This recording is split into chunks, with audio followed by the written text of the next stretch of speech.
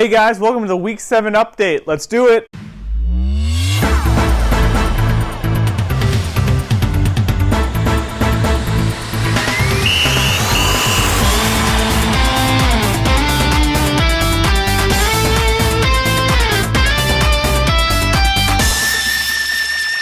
Last week's game of the week was Eric versus Weber. Weber was able to defeat Eric, who is now on a 2-game losing streak after starting the year undefeated. Weber was able to enjoy a monster game from Ryan Tannehill, scoring 38 points, and a very nice game from Eric Ebron, scoring 19. Kevin finds himself as a low scorer again for the 3rd time already this season. Clearly, he's struggling with some really young players who have some promising futures but are struggling to be consistent this year. Mark was your high scorer this week with 148 points. He had big performances from Brady, Lynch, Woodhead, and Landry. Last week I predicted that Antonio Brown would find the end zone even with Landry as his quarterback. I didn't get the touchdown I predicted, but Antonio Brown still had a very good game and owners wouldn't have been disappointed if they played him. This week's game of the week is very interesting. It's Eric versus Mark. Eric again started the season undefeated and is now on a 2-game losing streak, which means he started at the top of the light division but now has dropped all the way to 3rd place. The interesting thing is the person who replaced him is Mark, who moved up to 2nd place. Now they play each other this week to see who will hold that spot. And now it's time for Get At Your Boy. Don't forget you can tweet your questions to @AskMBFFL if you want to get your question in on the show. You can also text me if you're a little too old for Twitter. This first question comes in from @Dan the Cider Man. He asks, is it too early to crown Ace Boogie the champion of the premium division?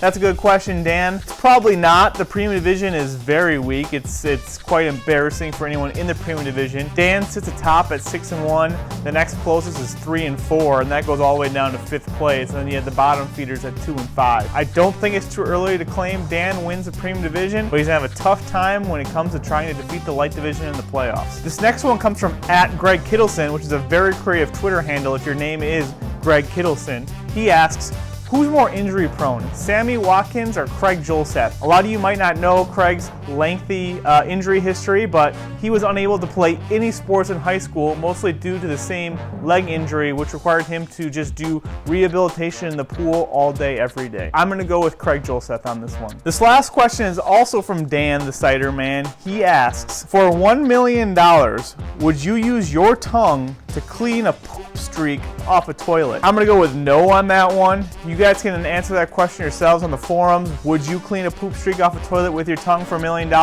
Let me know. I'll see you guys next week.